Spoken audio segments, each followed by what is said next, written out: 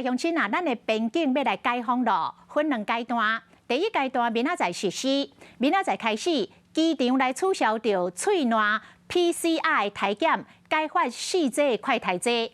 新版的3+4天的政策，头前3天的居家检疫开放1人1室，每礼拜入境的人数增加到6万人。解封的第2阶段，按算10月13来实施，到时阵改0+7天。唔免过来隔离，只要做7天的自主健康管理，嘛要来取消掉关公的禁团令。每礼拜入境的人数增加到15万人。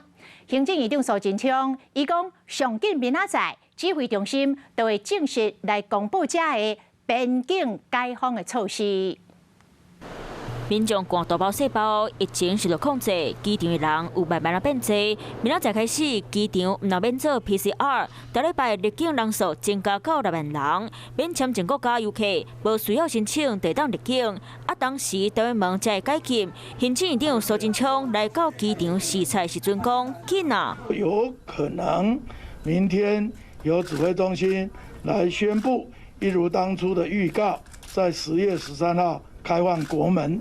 想要出国隔离的成本愈来愈低，那旅行业者全好咧等2年外游客嘛真期待。明仔载上路新版3+4政策，前3天居家检疫开放1人1间。第2天、第3天拢爱快筛，后壁4天是自主防疫，会当正常上班。不过出门爱伫咧2天内快筛阴性。上紧伫咧10月13号上路的0+1版本，若是无镜头等于入境，直接免隔离，会当坐大众运输，卖当去餐厅食饭。不过病院若是被人去看，或者是探病也是袂使的。出门嘛是爱伫咧2天内快筛阴性。会面临过去2年多来不同的状况。那明天开始是1个礼拜的新阶段，我要特别拜托在国门第一线工作的所有防疫人员、工作人员，大家一定要坚持把每一个环节都做好。台湾一步一步恢复疫情后正常的生活，嘛对着各国放任边境的脚步。